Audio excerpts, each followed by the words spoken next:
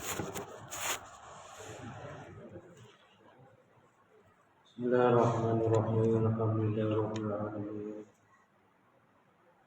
Wassalatu wassalamu ala sayyidina Muhammadin wa ala alihi wa sahbihi ajma'in. Bishrah li sadri wa yassir li amri wa hlul 'uqdatam min lisani yafqahu qawli. La hawla wa la quwwata illa billah.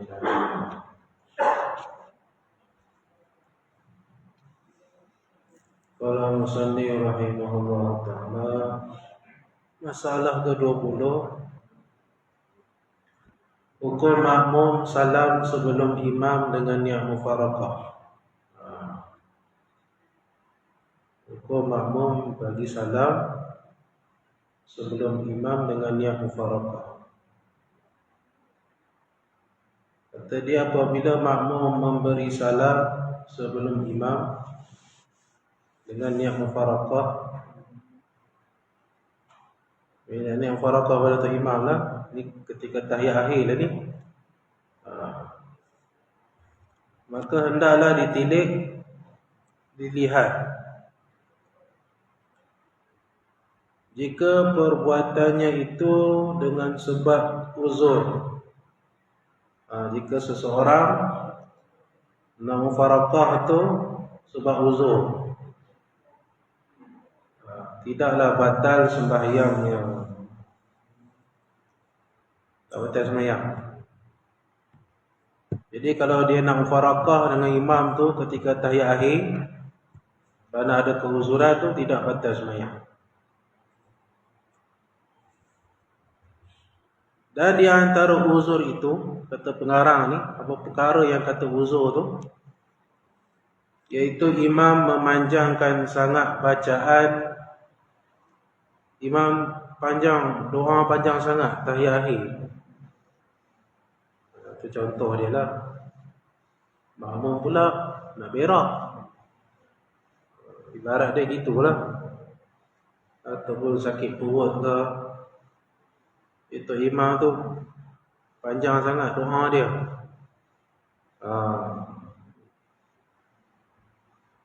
Itu boleh ni mufaraqah, boleh, tak ada masalah. Okey. Atau imam meninggalkan sunat-sunat yang dikehendaki dengan sengaja. Pula dah tinggal sunat dengan sengaja.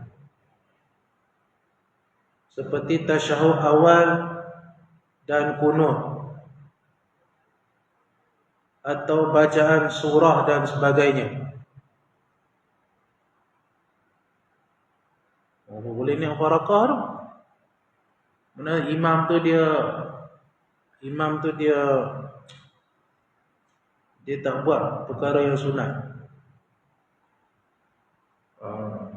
Jadi syarat jaga tu, imam dia kena betul-betul lah. Dia kena raih, kena buat. Dia imam, dia kena buat perkara-perkara walaupun sunat pun dia kena buat. Sebab tu dalam fiqh pun dia ada tertib ke, imam ni kadang paling tidak pun dia kena, pakaian dia pun kena beza dengan makmum. Tak boleh sama. Kalau ke sorban, ke jubah, dalam fiqh pun sebut macam tu. Ini tu imam kopiah pun tak pakai zaman sekarang ni. Kadang maruah pun tak jaga. Orang dulu kalau tok imam tu tak pakai kopiah tu, jatuh maruah dia imam. Orang sekarang ni dia tak peduli semua tu. Orang dulu dia jaga. Lebih lagi kalau jadi imam sembahyang. Dia kena pakai lebih sikit lah, sorban ke, jubah ke, walaupun sunat. Tu dah luar semayang, dalam semayang pun sama lah. Jadi kalau ikut kitab ni, kalau imam tu tak buat semayang, tak buat tahiyat awal, kemudian tak baca kunut ataupun tak baca surah, boleh dia niat mufarakah, boleh.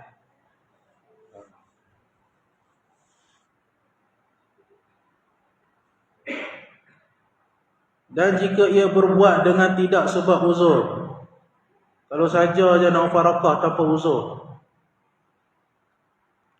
mufarakah ni dia kena ada sebab. Kalau saya saja, dia ada dua kaul lah. Maka ada dua pendapat seperti mana juga mufarakah tanpa uzur. Mufarakah tanpa uzur tadi pun ada dua kaul, ini pun ada dua pendapat juga. Maka lebih asah daripada keduanya tidak batal semayang. Tak batal, boleh. Saya saja nak niat, bukan ada uzur pun, ataupun bukan untuk imam tu buat silap. Contohlah, ataupun mufarakah sebab berbeza parti, masalah, tak boleh lah. Masalah politik ni ijtihad, tak boleh kapi dengan orang. Imam ni parti lain mufarakah, tak boleh. Jadi kalau saya saja mufarakah, tak batal semayang, tak batal. Dan jika ia makmum tidak berniat mufarakah dan memberi salam, ini masalah lain pula.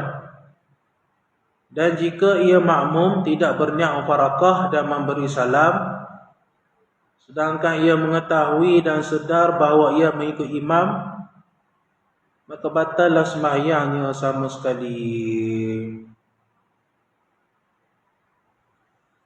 Pula. Jadi kalau makmum tu dia tidak niat mufarakah, kemudian dia bagi salam, tak niat mufarakah, tapi dia dahulukan imam. Dia sembahyang dulu, dia bagi salam dulu, tak niat mufarakah. Maka kalau begitu batallah sembahyangnya, tak boleh, batal sembahyang. Dia dahulu imam, dia bagi salam, dia tak niat mufarakah. Sedangkan dia ikut imam, sengaja, batal sembahyang. Kerana melakukan dua perbuatan haram. Salah satunya mendahulukan imamnya dengan satu rukun. Dia dahulu pada tok imam. Tok imam tak bagi salam, dia bagi salam dulu. Itu satu. Dia kena niat mufarakah ni, dia tak boleh sengaja macam tu, tak boleh, batal sembahyang. Tak boleh. Dan yang keduanya memutuskan ikutan imam tanpa niat mufarakah. Dia kena niat. Tak payahlah nawaitu mufarakah, tak payahlah niat nak mufarakah, tak nak ikut tok imam. Gitu. Tapi kena ada sebab lah, kena ada uzur lah. Kalau saja-saja, tapi ada kaul kata tak batal juga, sengaja nak mufarakah, tak batal juga. Tapi kena ada niat lah. Tapi elok tak payah lah, ikut je lah tok imam tu, nak ikut uzur, keuzuran lah.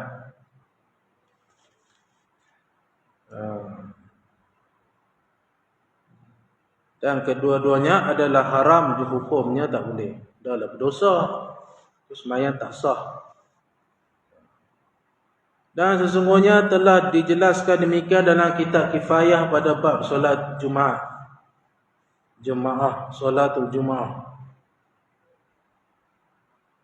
Maka berkata pengarang, sesungguhnya makmum apabila menyertai serentak ia memberi salam dengan imam, maka adalah hukumnya samalah dengan hukum orang mufarakah dengan imam tanpa uzur.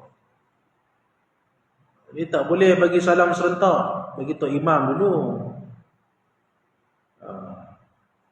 Pelik ni. Kalau kita mengaji makruh ya bagi salam serentak, tapi ni kata batal. Kita ni susah tuan. Tuan-tuan dengar lah, saya pun pening nak telengah ni.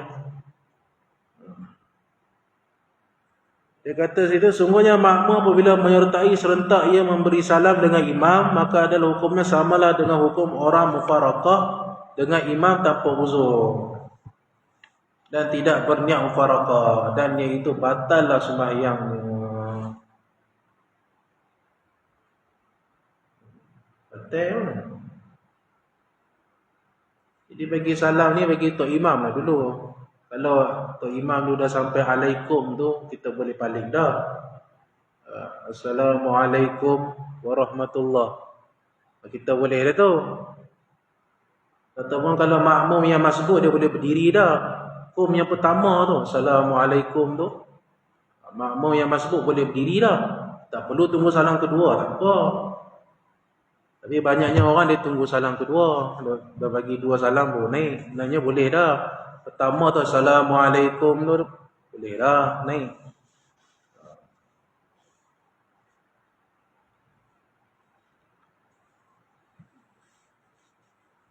Jadi bila kum tu, Assalamualaikum warahmatullahi, kita boleh dah paling sebenarnya.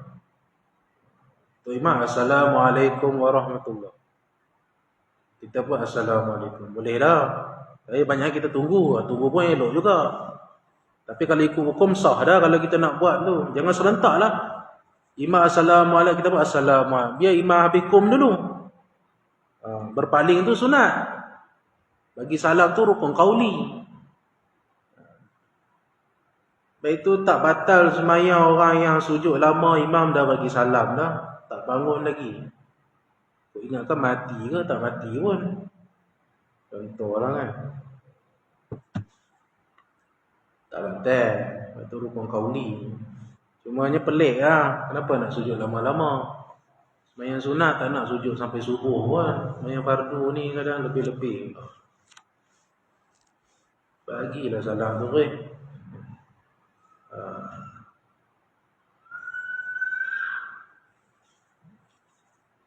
Dan jika ia berniat mufaraqah, maka hukumnya seperti mana huraian yang telah lalu, sebutnya di antara yang uzur dan tidaknya.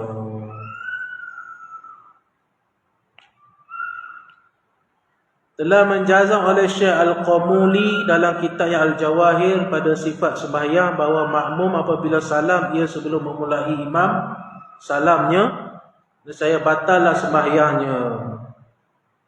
Kalau makmum bagi salam dulu, tak niat mufaraqah, batal. Jika ia tidak berniat mufaraqah, batal.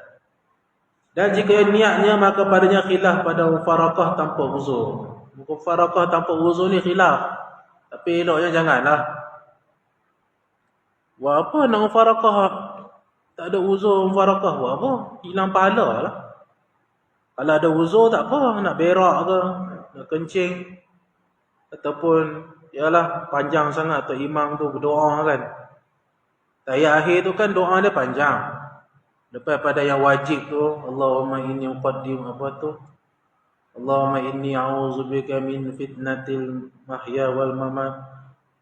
Allahumma inni zalamtu nafsi zulman katsira, banyak.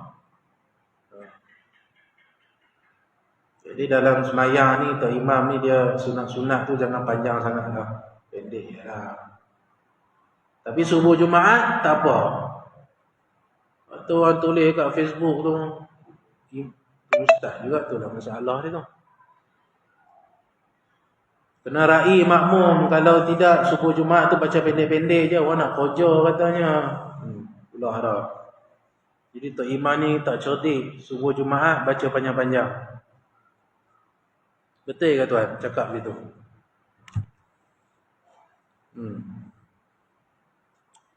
Subuh Jumaat ni sunat baca surah tu sempurna. Surah Sajadah tu habis 3 muka. Halatal al-insan tu habis 2 muka. Tu yang terbaiknya macam tu. Bukan potong-potong. Dia bukan kira makmum ke tak kira lah. Sunat yang muakkad tidak dituntut keredaan makmum. Tu kaedah dia. Sunat yang Nabi jarang tinggal tidak dituntut redha makmum. Bukan redha, mana tak dituntut tengok keadaan makmum tu. Jadi tok imam nak baca panjang subuh Jumaat tu bacalah. Kalau ada makmum nak kerja ke apa, itu dia punya pasal. Dia kalau dah tahu dia nak kerja, Dia semayang kat rumah je lah. Apa yang salahkan tok imamnya? Kita komplain imam pandai, suruh jadi imam takut. Jadi tengok, pandai nak cakap. Jadi, berpeluh punggung. Cakap pandai. Memang asli pun tak betul. Orang lain ni banyak komplain imam panjang lah, imam ini. Jadilah. Ayolah.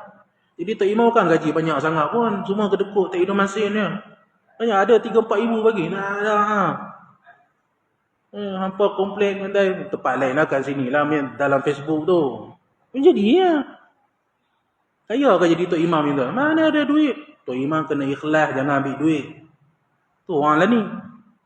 Tok imam baca doa pun balik macam tu. Tak adalah nak hulur 100 ke. Oh panggil tok imam. Hang baca doa sendiri ya. Hang baca sendiri. Oh hang panggil tok imam.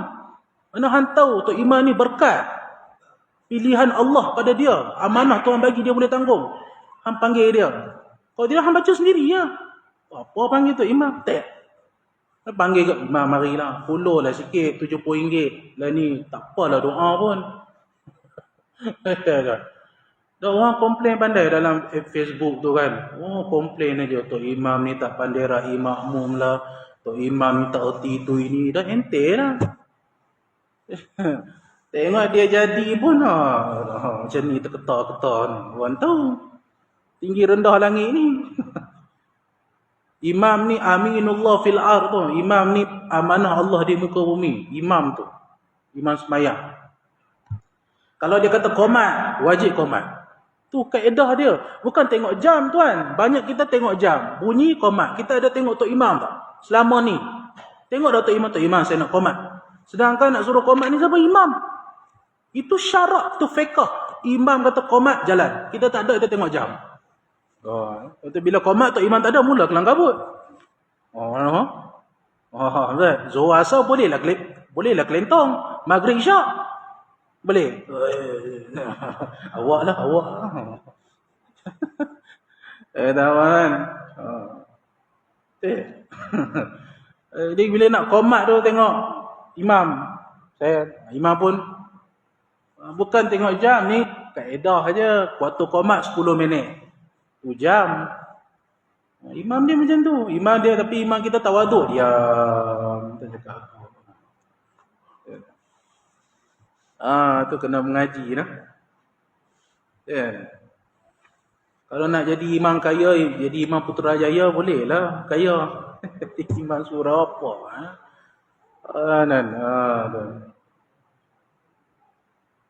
Qala musannif rahimahullah ta'ala.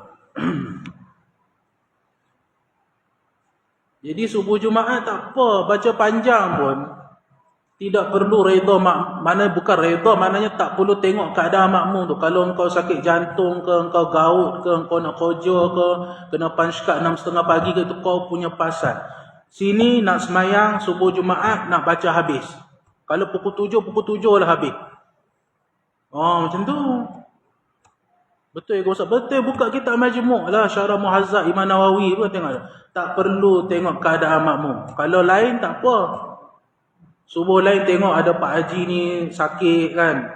Ni gaut lah. Tak apalah. Inna atoina lah. Qul huwallahu. Dia perkutuk pula. Tok imam tak baca surah. Tok imam tak ngapai Quran. Dekat Mekah tu tuan, dia tengok makmum ke tuan?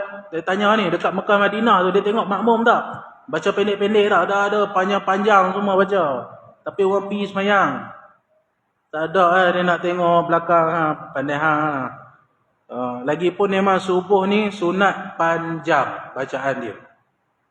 Tu fiqh kita kata sunat dipanjangkan semayang subuh. Sebab dia semayang subuh ni kelebihan dia, siapa yang semayang subuh berjemaah umpama qiyamul lail 1 malam. Sebab itu sunat ditunggu sebentar. Nak qomat tu tunggu kejap.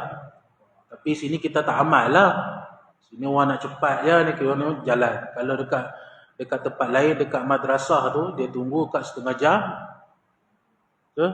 Tunggu tak. Pasir tumbuh tu, saya mengaji kat Kelantan lama. Tak lama lah, kat setahun. Walaupun dia masjid terusan limbat masjid, kira masjid Pasir Tumbuh tu itulah masjid Qaryah dia.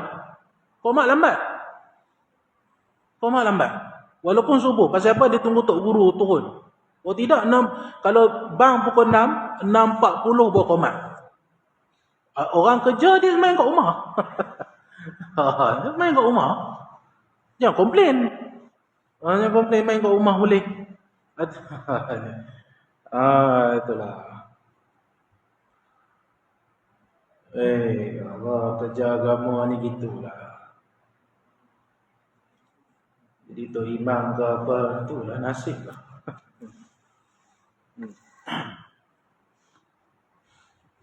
Qala musannif rahimahullah. Hukum makmum masbuk bangun sebelum imam bagi salam. Apabila makmum yang masbuk bangun kepada qiyam kerana menyempurnakan barang yang tertinggal daripada perbuatan sembahyang sebelum imam memberi salam tanpa niat mufaraqah, nescaya batal sembahyangnya. Macam tadilah. Demikianlah bandingannya batal sembahyang sunat mutlak seseorang yang bangun kepada qiyam kerana menambah rakaatnya tanpa berniat hendak menambahnya.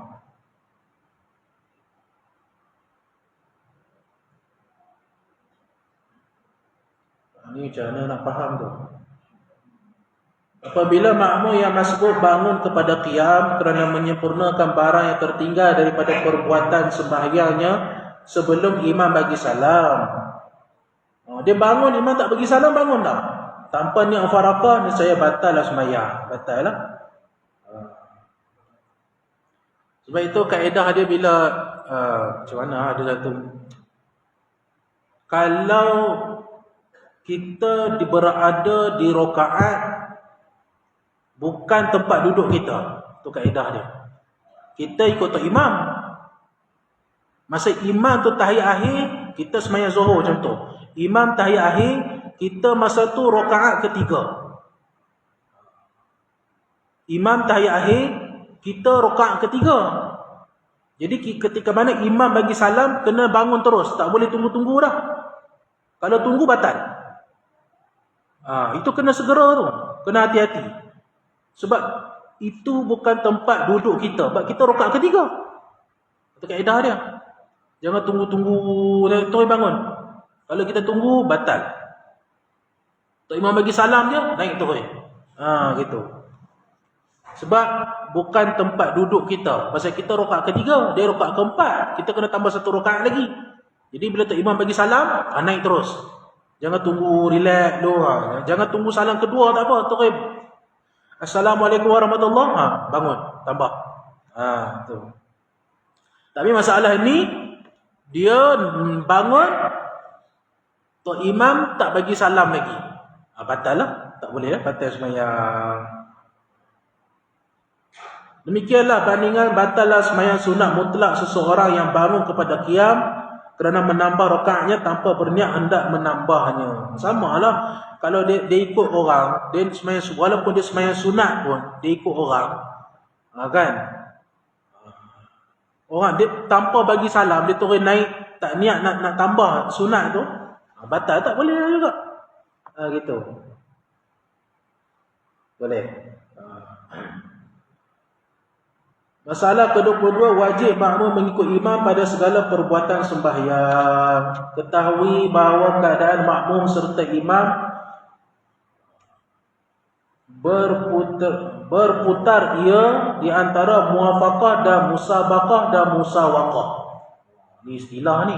Muwafaqah, musabaqah dan musawaqah.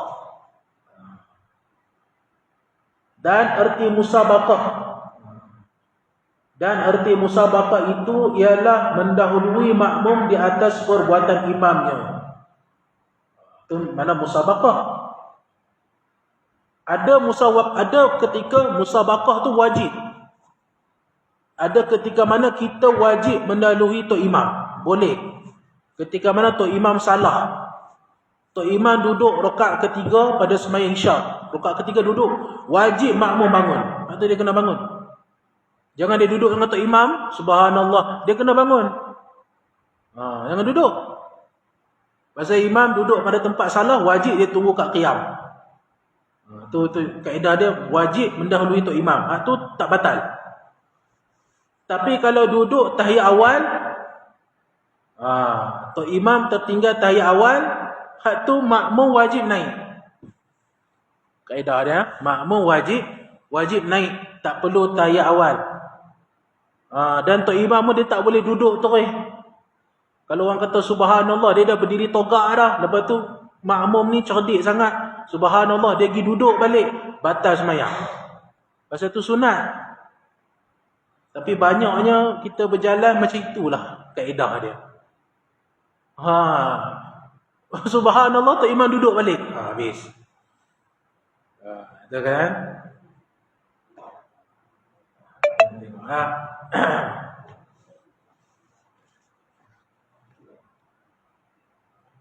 Dan erti musawaqah ialah menyertai serentak perbuatan dan perkataan dan perkenaan.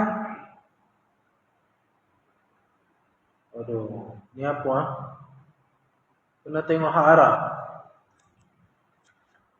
Dan erti musawaqah ialah menyertai serentak perbuatan dan perkenaan dengan perbuatan dan perkataan imamnya. Manakala erti muwafaqah pula ialah mendahului gerak perbuatan imam atas gerak perbuatan makmum, dan mentakhirkan gerak perbuatan makmum atas gerak perbuatan imam. Betul dia kata, dan hendaklah makmum mengikuti imam dengan sekira-kira mendapati ia makmum akan imam pada rukun itu. Dan inilah makna perkataan kitab Minhaj. Apa dia? Wajib makmum mengikuti imam pada segala perbuatan sembahyang dengan bahawa mentakhirkan gerakan makmum dengan gerakan imamnya. Tunggu imam selesai dulu, barulah makmum buat. Seperti mana perbuatan sahabat-sahabat Nabi sembahyang di belakang Rasulullah sallallahu alaihi wasallam, ialah mereka tidak turun membungkuk belakang mereka kerana sujud sehingga mereka melihat Rasulullah sallallahu alaihi wasallam masuk sujud. Dan demikianlah pada rukun-rukun yang lain. Tok imam sujud dulu. Ini masalahnya tok imam tak sampai sujud kita turun dah. Tak adalah batal, tapi tak sempurna lah.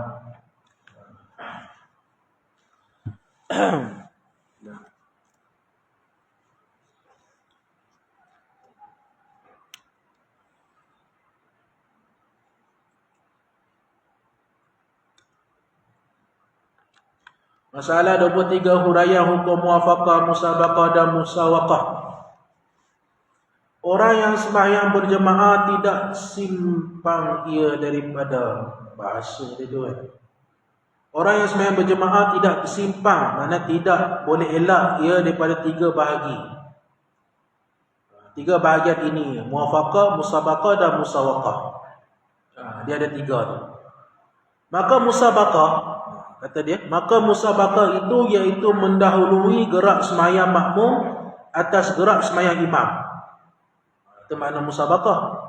Dan musawaqah iaitu serentak gerak sembahyang makmum dengan gerak sembahyang imam. Manakala muwafaqah iaitu gerak perbuatan sembahyang imam mendahului gerak perbuatan sembahyang makmum dan mentakhirkan gerak perbuatan makmum dengan gerak imamnya, dengan sekira-kira makmum sempat mendapati rukun yang mana imam lakukan itu.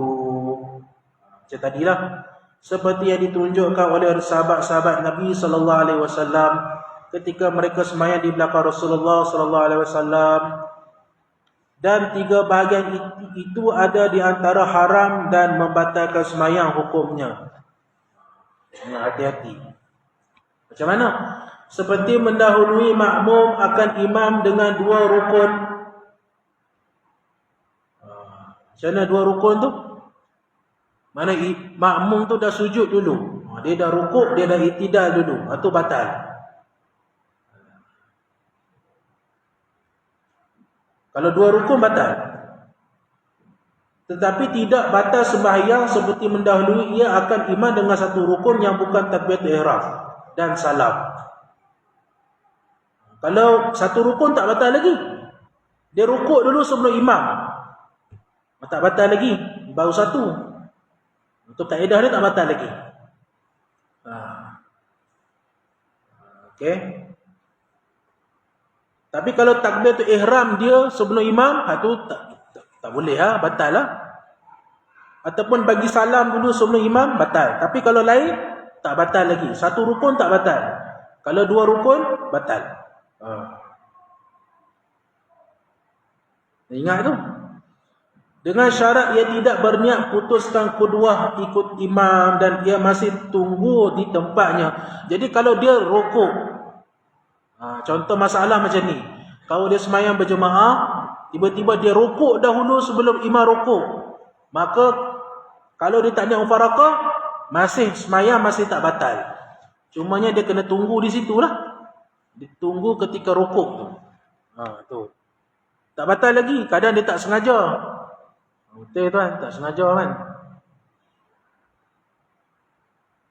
Banyak orang buat parodi dalam internet tu. Imam tu baca kunut, tapi tak tahulah betul ke tak. Makmum tu tak sedar. Imam tu Allah. Dia ingat imam tu nak sujud. Rupanya imam tu Allahumma hdina. Naya makmum tu. Jadi makmum kena patah balik. Keadaan macam tu. Kunut tu sunat. Makmum dah sujud.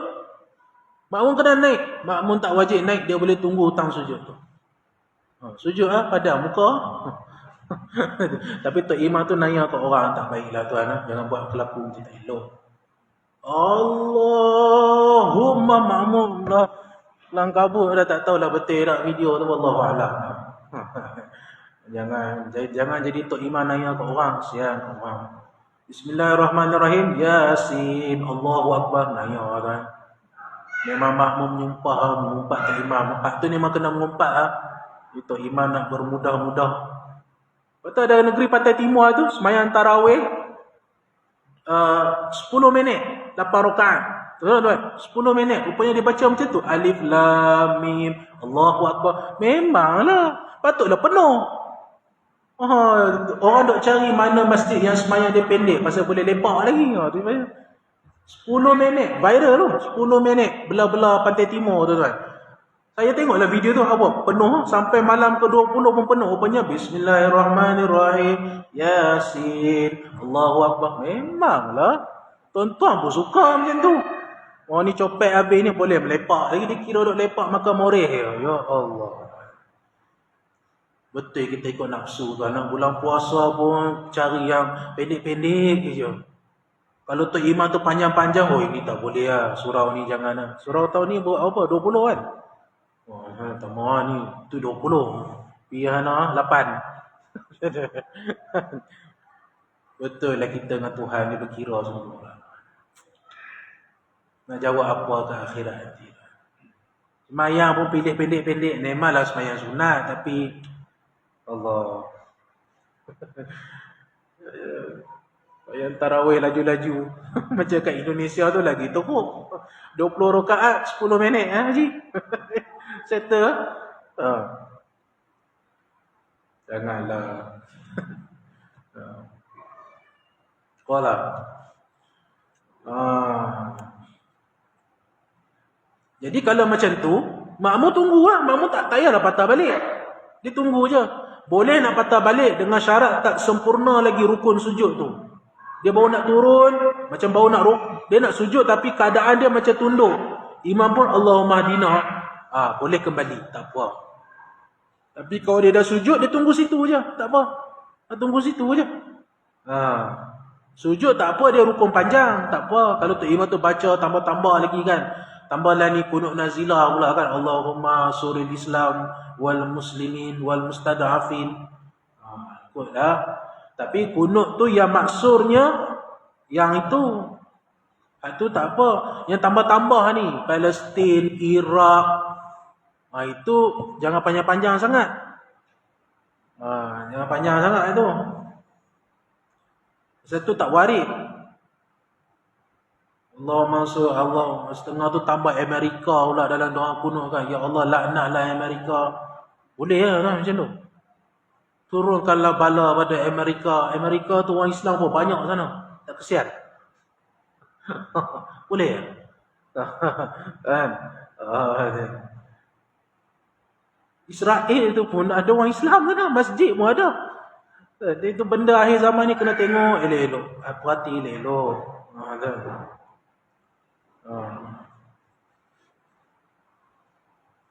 Lepas tu jemaah tabligh katanya lepas masuk Israel ada jemaah tabligh. Dia buat dakwah tak tahu. Tapi ada masjid ada. Ada masjid.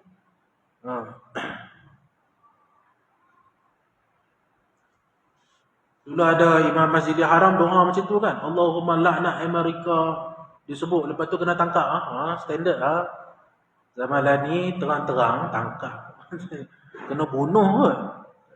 Mana?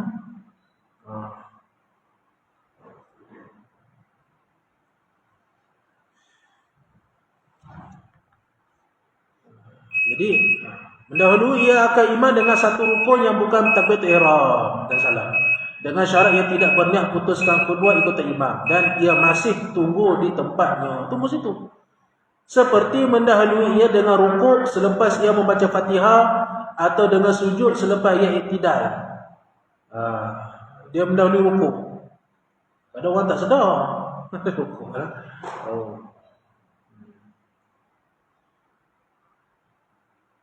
Yalah, contohnya kan, ghairil maghdubi alaihi waladdallin, amin. Allahu la. Dia ingat rukuk, dia pun mayan tutup mata Allah. Atau imam baca Allahu la ilaha illa huwal hayyul qayyum, betul ayat Allah. Jadi kalau tak mengaji dia buat macam mana? Dia patah balik ah. Oi, dia patah balik. Terus patah lah, tunggu situ. Tu kaedah dia tak sengaja.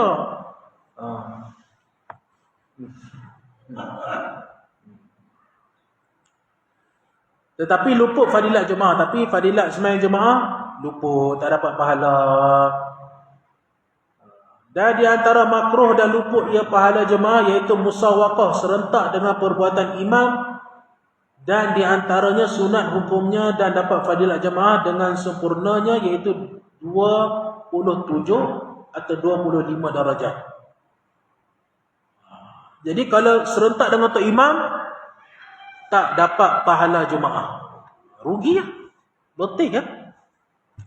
Penat-penat kita pergi masjid ulang alik. Selama ni perbuatan kita sama dengan tok imam. Rukun fi'li. Rukun qauli tak apa. Kita baca Fatihah, tok imam baca Fatihah, tak apa.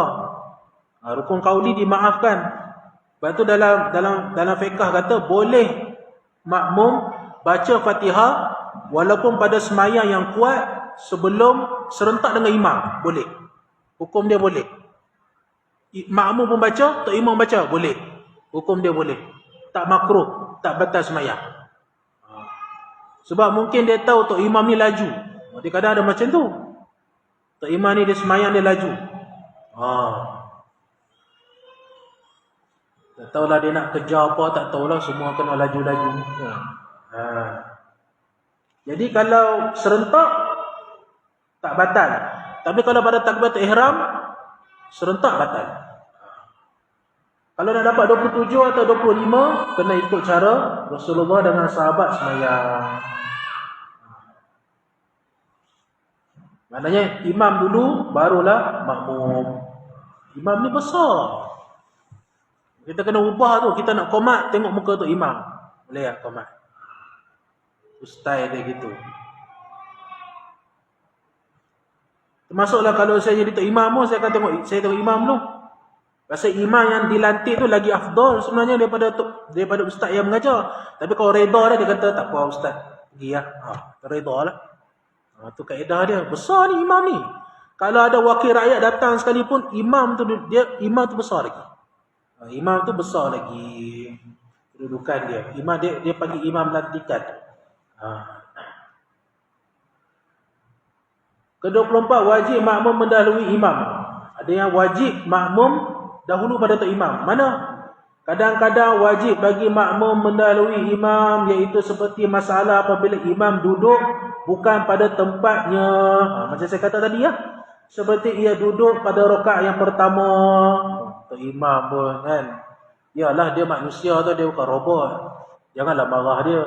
Tiba-tiba sembahyang Zuhur rakaat pertama tahiyat awal. Jenuhlah kan. Jangan marah dia lah, dia pun ada masalah juga. Tiba-tiba hari tu dia tahu apa benda dia fikir lah. Rakaat pertama tahiyat awal lah. Contoh.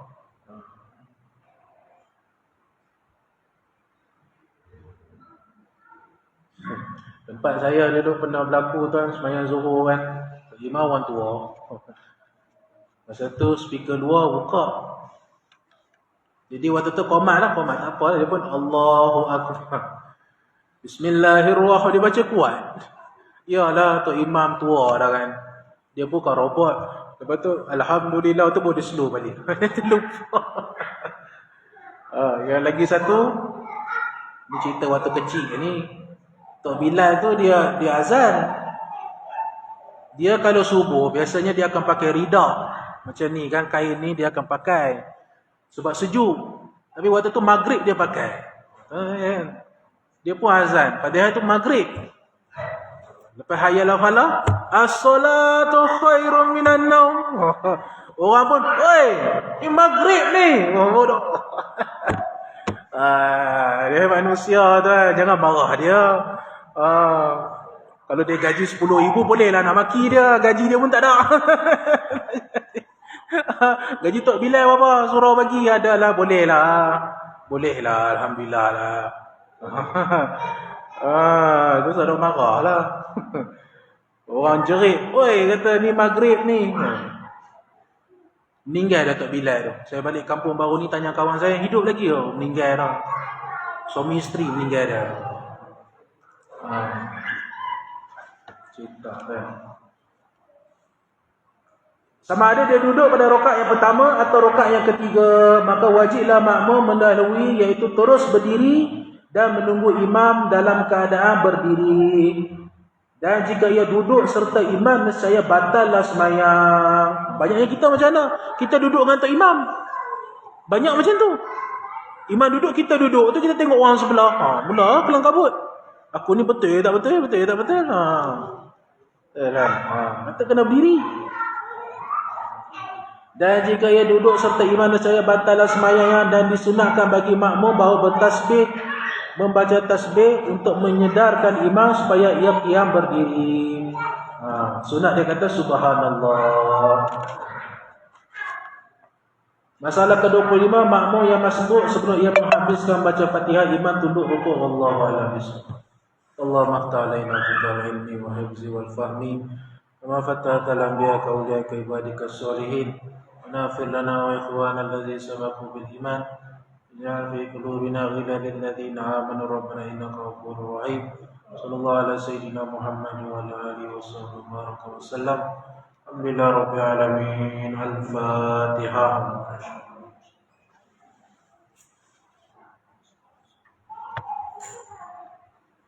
Subhanakallah bihamdika asyhadu an la ilaha illa anta. Assalamualaikum.